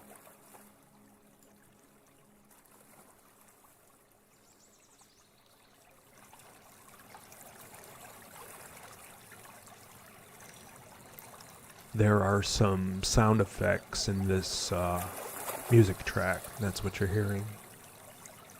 Look at that tea kettle. Wow. Look how advanced they were in the old world. You know, and they try to tell us that they were primitive in some cases, but they were really, really advanced in a lot of areas. Artwork and furniture and culture and lifestyle. You know, if there is a I've never done urban exploring, but I came close one time here in Milwaukee. There's a place called the Old Soldiers Home, like the old veterans home. They call it the Old Soldiers Home, which I thought was amazing. I'll touch on that, but when I went there to take photographs, the main building was fenced off because some areas are unsafe, so they say, but they wanted to remodel or bring it back to life in a sense, which I think is admirable, depending, you know, based that they were doing it for the right reasons. But I'd like to go back to the Old Soldiers Home here in Milwaukee. It's right next to the stadium, the Milwaukee Brewers Stadium. If anybody wanted to look at some old world structures like this, if you went to Google's Maps and you went to Milwaukee and you found Brewer Stadium, it would be just to the west of Brewer Stadium, and you'll see what I'm talking about. It has this kind of feel to it, but I didn't go inside. I did kind of scope out how I would scale the fence or go under the fence if I wanted to do that, because I saw signs of what we referred to as mud flood evidence, and I wanted to get closer, but I didn't go under the fence. I shot photographs from a little bit of a distance, but I would like to re-explore that structure. So here on the channel, I've been kind of branching out on new ideas on what we can do to cover in live streams, because you know, there's just so much good video and so much good footage of old world structures and memorabilia and items like that. So I think for now, future live streams will kind of be under this format where, you know, after this live stream, I'll kind of keep an eye out for topics for the next live stream and start assembling a live stream. I'm not quite to the point where I can start scheduling specific live streams because of all the variables at this point, but once I get those kind of all squared away, then I hope to be able to commit to a scheduled live stream so that people can become familiar with a certain day and a certain time period of the day. I think mornings are working out.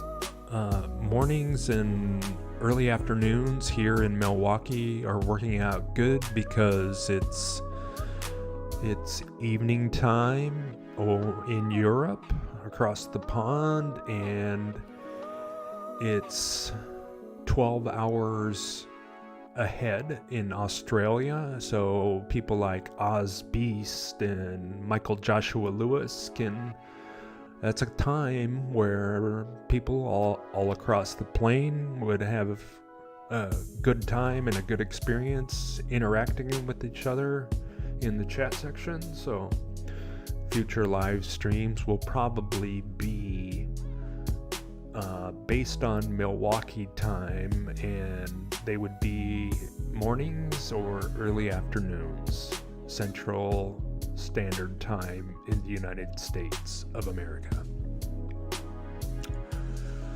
But I thought that this live stream has gone really, really well. A lot of good things have happened. I think the sole detractor is the darn Nightbot being a little too aggressive in its settings, but I will correct that. Other than that, this has been an amazing live stream. A lot of people have been there. We're still hanging above 10 people here. Hopefully the replay goes good, and they go easy on the copyrights of any of the music, but I think I'll be all right. Hippie Shake 29 became my first super chat member, making a donation to the channel in the chat section of the live stream, clicking on the $sign next to the emoji icon. I've shared some exciting news about the Bill Miller Flip channel on YouTube. YouTube authorized the channel to monetize, which means when people watch my catalog of films that I will start gaining a small amount of advertising dollars from that. But I have ads turned off. I made sure to leave those off for now because I don't want to have a lot of ads. There's other ways to generate income from your videos besides advertisements, and I'm gonna hold off on the turning on advertisements. I don't want to do that at this point in time.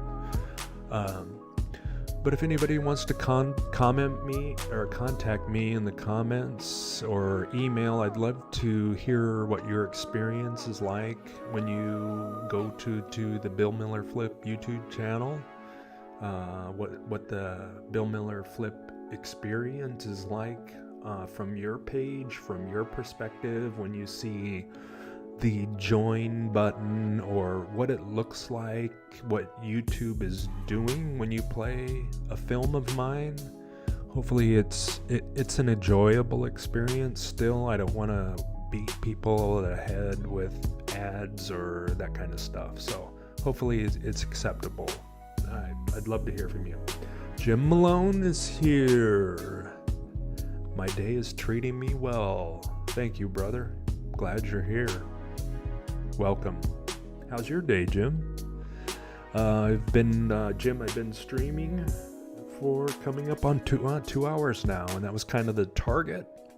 Covered a lot of good stuff, and if you're up for it, watching it back on the replay should be pretty good. A lot of cool things, a lot of exciting information for the community that I've shared. So we are winding down on, I'm gonna finish up here with this urban explorer who is in France going through an abandoned villa, an abandoned French villa. The urban explorer and his crew had to drive quite a ways to get to this French villa, but that's what their YouTube channel specializes in, is urban exploring, which is a fascinating community, and they come across some of the most amazing places that have been abandoned, and they get in there, and all of the good urban explorers are very, very respectful of the old world, and they honor and pay tribute to the place and leaving everything as is and not nicking or pocketing anything, because that's an unwritten rule in the urban exploring community, is to leave it as you found it. And I think that's a good idea. You never know what kind of bad energy would be introduced to your life if you took something for either personal gain or financial gain. This doesn't seem like a good move to me. So anyways, the show's rolling along good. I've been in the studio here creating short films every day. I've got a number of them. There's a number of ideas in my head. It's never a shortage of ideas. I will tell you that for certain. It's not a shortage of ideas. But got some future episodes of Name This City in mind, and some other, how do I want to describe it? If you're familiar with my short films, you'll remember the Dublin, Ireland short film and subsequent Dublin, Ireland live stream that went along with that. I want to call that my highest level of short film was the Dublin, Ireland one. It was incredibly time consuming, but it was something I knew I wanted to do, so I stuck with it. But I have some more topics that will be of the Dublin, Ireland level of production in mind, and it's just a matter of putting in the time, a little bit here and a little bit there, and sculpting a feature short film. I guess I'll call them. I would call Dublin, Ireland a feature short film because of how in depth it was. I got some more of those coming. You're gonna love those.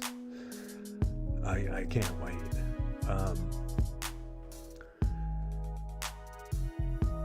Jim Malone and I had been talking about the Omaha World's Fair, the 1896 Trans-Mississippi and International Exposition in Omaha, Nebraska. And many of you know that I am from Nebraska. I was born there, grew up there, went to school there, lived there for 40 years before moving to Milwaukee to marry my wife, who is also from Lincoln, Nebraska. She moved up here in 1993 to go to graduate school, and I'll get into that in more detail in another episode. But the Omaha World's Fair in 1896 is actually the reason why I began creating short films. You know, about a year and a half ago, the World's Fairs were a favorite topic of many channels in the community, and they had a lot of coverage of the World's Fair, and deservingly so. The World's Fairs are an amazing research topic. But I was always in the chat section and in the comments section and those other channels saying, hey, check out Omaha, Nebraska. Check out Omaha, Nebraska, 1896, Trans-Mississippi and International Exposition. But I didn't get any takers. So, which turned out good, because that got me into filmmaking and uploading the videos onto YouTube. And I'm gonna say my first 10 videos were on the 1896 Omaha World's Fair. that's a strange one, because the land was untouched, bluff land, like prairie land, nothing there, just, you know, prairie grass. And in 8 months, they took it and turned it into a fully built out, operational World's Fair city, including pressurized water lines, gas lines, electrical lines, huge generating dynamo generating facilities in 8 months. And I thought, no, that doesn't seem possible. And on top of that, they created dozens and dozens and dozens of old world buildings in 8 months. I mean, what size of army would you need to do all of that in an 8-month period, including working outside through a Nebraska winter? And Nebraska winters can be pretty harsh, and it slows things down when you're working outside. And I can speak from experience that less gets done outside in the winter. Yet we are to believe that they built an entire World's Fair city from scratch in 8 months. And I called that into question. So, but Jim, yeah, I don't see Tartaria old buildings. I was hoping to see a restore from old and not what was done in these videos. Okay. I'm not sure which one you saw, Jim.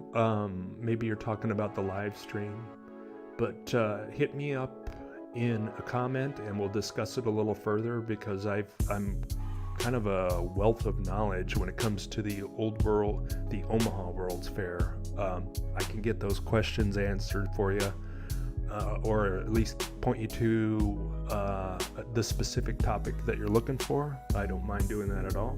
Feel free to send me a comment, or you can email me at billmillerflip@yahoo. Thank you, Hippie Shake, for those links.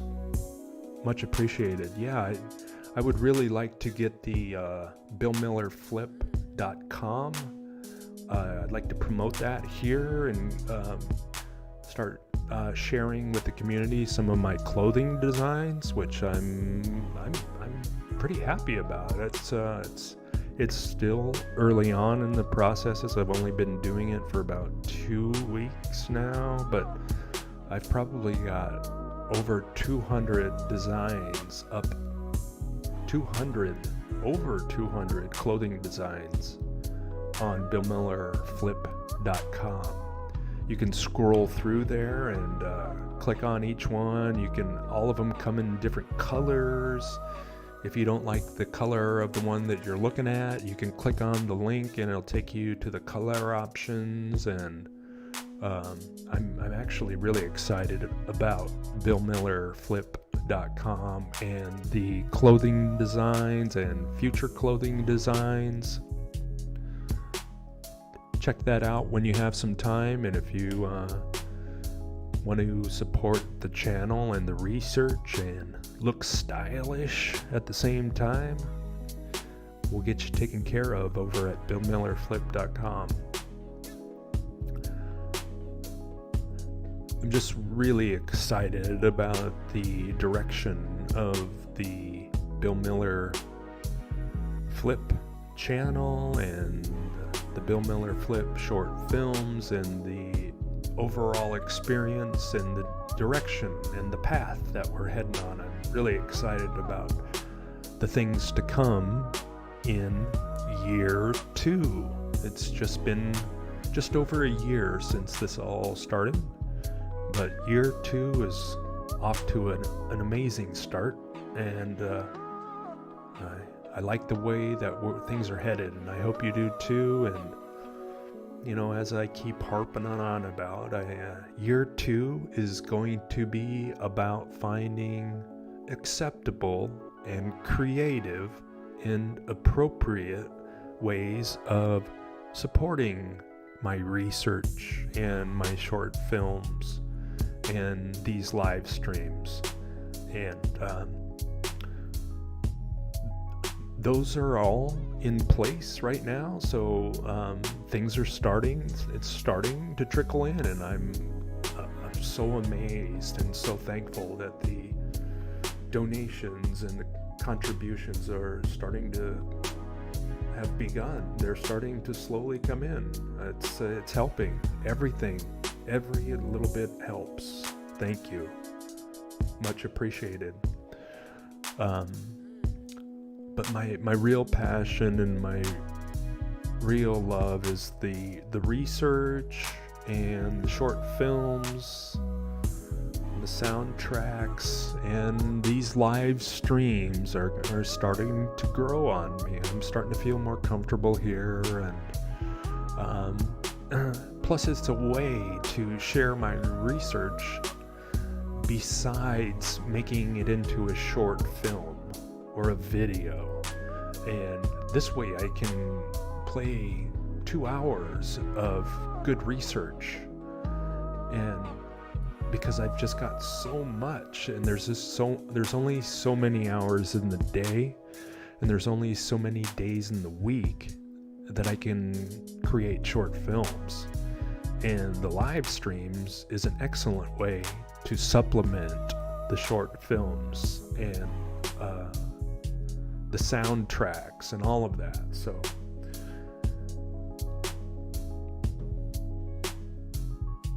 yes, Hippie Shake, so beautiful. The soft furnishings back then. Yeah, I mean, who were the craftsmen? Who were the woodworkers? Who were the stoneworkers? Who were the bricklayers that built thousands upon thousands upon thousands of old world structures from the 1800s? I mean, you would need several armies in each country simultaneously creating structures. And for these structures to look so similar to each other, that were allegedly built during a period when these countries didn't interact with each other. Sometimes they didn't even know about these other countries. So how does their architecture look so identical? And I think that helps support the idea that there was a previous civilization that stretched from corner to corner of the realm, and they had a unified architectural style, a unified railway system. Also, there's just too many coincidences for it to be believable that everything turned out so identical just by coincidence. I'm not buying it. There was something else going on, and I mean, it's highly likely that there was a unified civilization prior to ours. They quite possibly may have been a taller, or at least had a portion of their civilization that had much taller people, like giants. I think that's pretty safe to say. I mean, we see photographic evidence of people who are 8 feet tall, so it's not a stretch to consider. I mean, even in today's world, there are people walking around who are close to 8 feet tall, and many over 7 feet tall. Just imagine an entire civilization of large people with a higher level of intelligence creating things. Very sophisticated, very lovely, very advanced.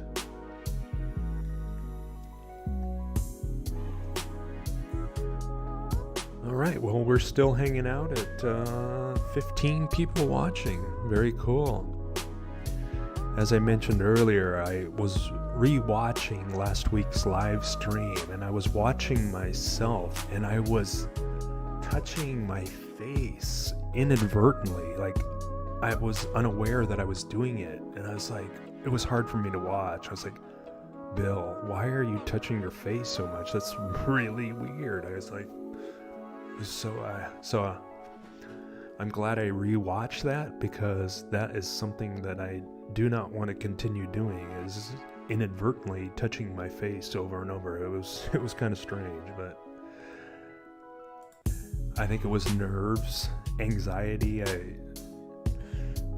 When I get a little anxious on these live streams and the nerves are there and my voice starts to crack and my chest gets a little tight and my hands get nervous, but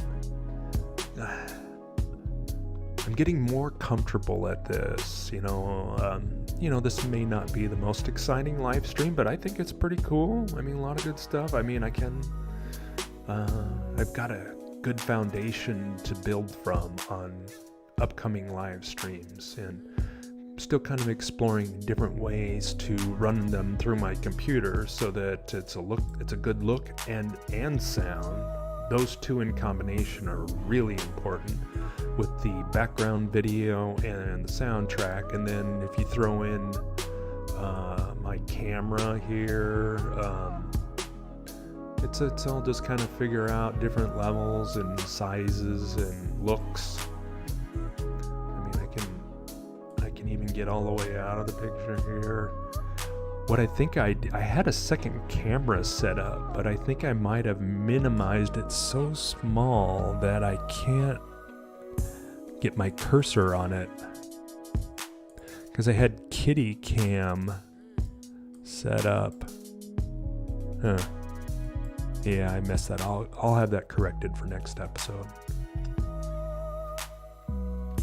Well, I think we've hit our 2-hour target. I'm going to start winding down the live stream. Let me see.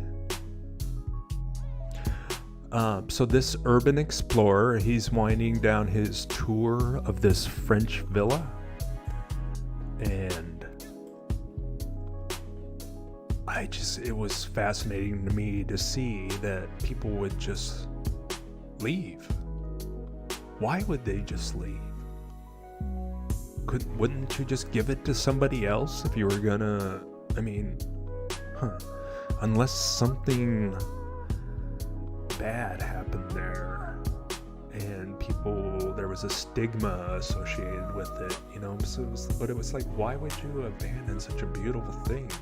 Why wouldn't you give it to somebody else? Just sort of had me questioning the mainstream narrative, especially knowing what we know in this community of catastrophic events, reset events, cataclysmic events,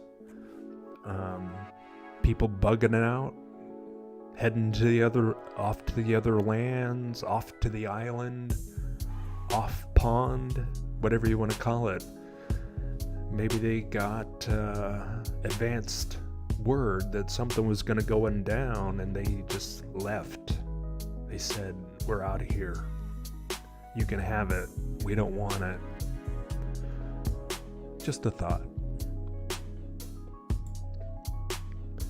So urban exploring is something that I will probably revisit in a future live stream. Look at that fire. Look at that at the kitchen. Oh my goodness.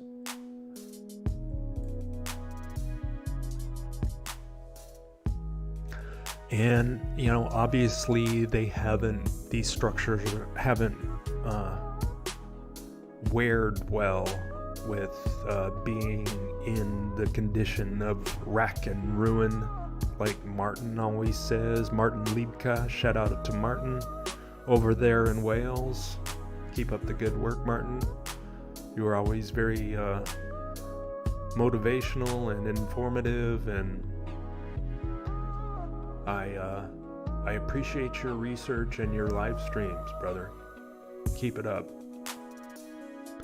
Rack and ruin. That's what I picked up from Martin.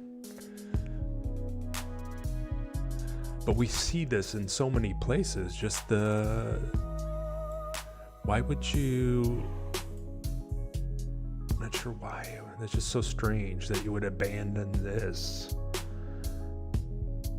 Unless there wasn't, there has to have been some sort of event, some sort of localized catastrophe or a plane-wide cataclysm or cataclysms or events. To me, it's, in my opinion, it's multiple events. I don't think it was a single cataclysm or a single catastrophe. I think there's been a number of them. I can't prove that, but it's just a feeling that I get that there were a number of cataclysms. Morgan's here. Isabella Live. Hey, $2 super chat. Thank you, brother. Much appreciated. Awesome. I don't know why I get so happy with that. And much appreciated, Morgan. Thank you.